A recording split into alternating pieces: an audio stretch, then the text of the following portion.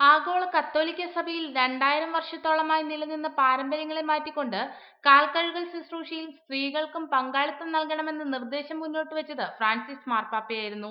മാർപ്പാപ്പയുടെ നിർദ്ദേശം വത്തിക്കാനിലെ കൂദാശകൾക്കുള്ള കർദിനാൾ സംഘം അംഗീകരിച്ചു. ഇതിനെ തുടർന്ന് കഴിഞ്ഞ പെസഹ ദിനത്തിൽ തടവുകാരുടെയും വനിതകളുടെയും അടക്കമുള്ള പാദങ്ങൾ കഴുകിയാണ് ഫ്രാൻസിസ് മാർപ്പാപ്പ പെസഹ ആചരിച്ചത്. മാർപ്പാപ്പയുടെ നിർദ്ദേശം കേരളത്തിലെ ലത്തീൻ ലിറ്റർജി പിന്തുടരുന്ന പള്ളികളിലും ആചരിച്ചു. എന്നാൽ കേരളത്തിലെ പൗരസ്ത്യ കത്തോലിക്ക സഭകളായ സീറോ മലബാർ സഭയും സീറോ മലങ്കര സഭയും ഇക്കാര്യത്തിൽ തീരുമാനമെടുക്കേണ്ടത് സഭാ സീഡുകളാണെന്ന നിലപാടിലായിരുന്നു. സീറോ മലബാർ സഭയുടെ ആസ്ഥാനമായ മൗണ്ട് സെന്റ് തോമസിൽ ചേർന്ന സിനഡ് മാർപ്പാപ്പയുടെയും കർദിനാൾ സംഘത്തിന്റെയും നിർദ്ദേശം തള്ളി.